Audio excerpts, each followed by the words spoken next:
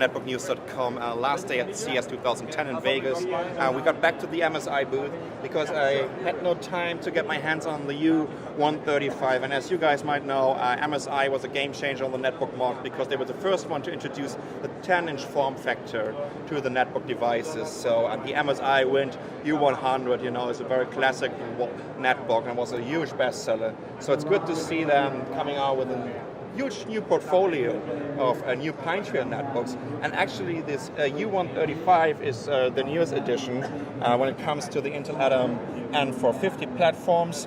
As I said, Intel Atom N450, 10-inch display, 1 GB of RAM, a 250 GB hard disk drive, and I think this one is running. Well, let's take a look at this some later. First of all, we're going to take a quick look around the system. There should be a USB 2.0 behind this USB key lock. So, first one I saw a manufacturer not using the Kensington key lock.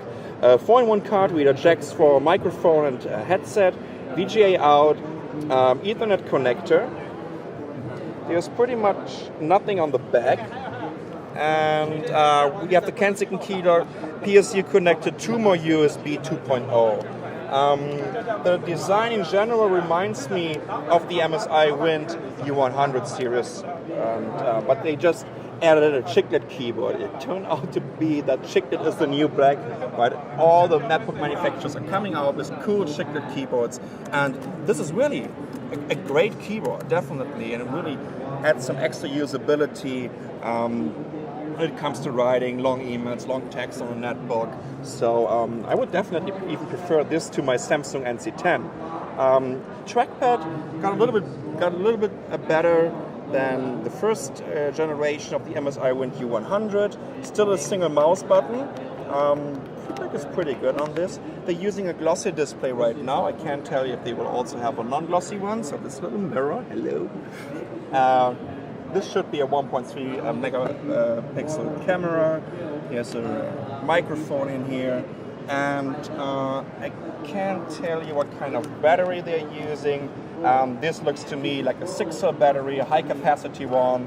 And if this is like sporting some 5,600 milliampere hours, you can definitely expect like at least some 8 hours of battery life on the MSI Wind U135. But you know what? Let's take a look at the operating system, and I guess you guys will be surprised because this is actually the first netbook that is running with a new Suse Moblin. So you might remember that MSI also had the Wind U120 using Suse Linux. That was like a Suse Enterprise edition thing.